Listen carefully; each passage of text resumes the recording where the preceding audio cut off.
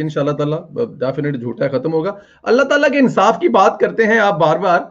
मियां नवाज शरीफ साहब के वकला को या मियां साहब को $20,000 ब्रॉडशीट ने दिए हैं क्या? ये क्या खबर है सर?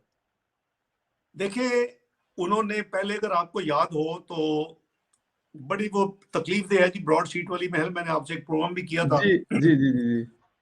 हम अपने जाती पॉलिटिक्स में मुल्क को बदनाम करते जा रहे हैं, चाहे वो पाकिस्तानी कर्जे हों, चाहे वो पाकिस्तान में करप्शन की बात हो, चाहे हम अपने जाती एजेंडे के लिए। और ये एक केस स्टडी होनी चाहिए कि जी किस तरह पाकिस्तान को बदनाम किया गया और किस तरह पाकिस्तान ने करीबन $60 बिलियन का नुकसान उठा चुके हैं इसके हवाले से।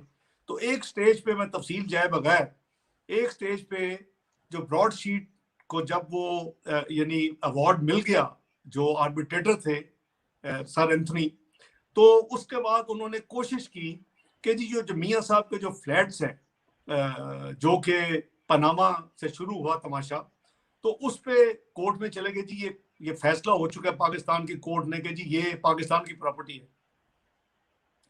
उनके वकला ने जाहिर है कि अपना जो भी जवाब दिया होगा, मेरे पास नहीं है, लेकिन इवेंचुअली ब्रॉडशीट ने वो अपना केस जो है वो उसने देख लिया कि हमें बड़ी खिफत होगी और हमें इसमें प्रॉब्लम होगी, क्योंकि यहाँ प्रॉब्लम इसलिए है कि जब आप हारते हैं केस, तो फिर आपको दूसरी पार्टी के अदालत कह सकती है कि अखराजात जितने हो वो आप अदा करें। तो ब्रॉडशीट ने फिर उसमें आके तो अपना जो है केस वापस लिया और मियां नवाज शरीफ साहब को $20,000 नहीं, $20,000 जो है वो हर्जाने के तौर पे अदा किए कि जी वर्चुअली उसका मतलब है कि हम गलत आपके खिलाफ गए थे और ये हम आपको वो उसके एवज देते हैं कि जी हमने आपका वक्त ज़ाया किया या आपके खिलाफ हमने ये केस किया। तो वो $20,000 करीबन 45 लाख रुपया उनको मिला। अल्हम्दुलिल्लाह इसमें मियां नवाज शरीफ साहब और उनकी फैमिली सुरखरू हुई। और मैं समझता हूँ कि ये अगेन ये हमें डे वन से अब तक ब्रॉडशीट का जो हम सेटिस्फाइड नहीं है जो अभी तक जो तरीके से जिस तरीके से उसको देखा जा रहा है, क्योंकि उसमें मेरे नजदीक है पाकिस्तानी हमें जिम्मेदारी तय्युम करनी चाहिए डे वन से लेकर अब तक। और उन लोगों से, जनरल मुशर्रफ से लेके जितने लोग इन्वॉल्व रहे हैं इस चक्कर में, और बहुत स्टोरीज हैं, वो अफसोस और शर्म आती है उनको बयान करते। मैं आपके साथ प्रोग्राम कर चुका हूँ। वो 59-60 मिलियन डॉलर है वो रिकवर करने चाहिए उन लोगों से। कौन क्यों वो $60 मिलियन की यानी टीका उसको बर्दाश्त करे? क्यों वो लोग दें, उनकी प्रॉपर्टीज, उनका उनसे पैसा रिकवर किया जाए जो जिसमें सारे जो इनके किरदार रहे हैं इसमें इन्वॉल्व रहे हैं, जो बाहर जाके उससे कमिश्नें मांगते हैं ऐसे लोगों से कि हमें क्या मिलेगा इसमें से।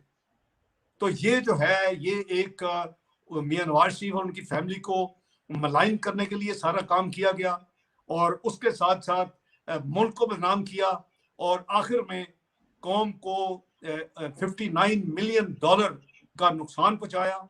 और आज आप देखें कि सुना है कि उन्होंने कोई और मजीद कुछ अपने लीगल चार्जेस जो है वो क्लेम किए हैं कुछ $1 मिलियन, और उसकी वजह से अकाउंट फ्रीज कर दोबारा फ्रीज हो रहे हैं।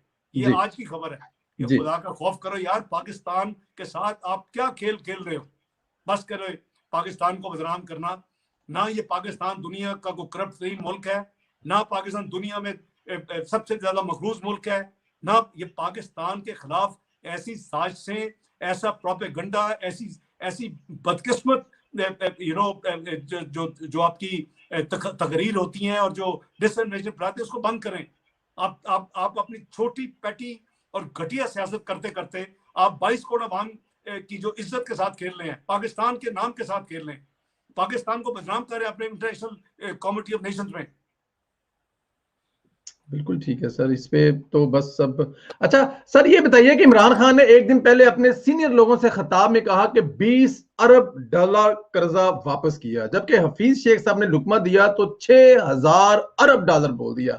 सर आप जरा ये बता दें कि वापस किए कितने? सनेला साहब, इन्होंने एक पैसा वापस नहीं किया, ये झूठ बोल रहे हैं। मैं आपके तवज्जुद से आपके व्यूअर्स को एक्सप्लेन कर देता हूँ, और जी बड़ी प्लीज। सादी चीज है समझने वाली। जिस दिन कोई हुकूमत आती है नई, उस दिन जाहिर है कि मुल्क में जितना कर्जा देना होता है, जब ये आए थे वो 24,000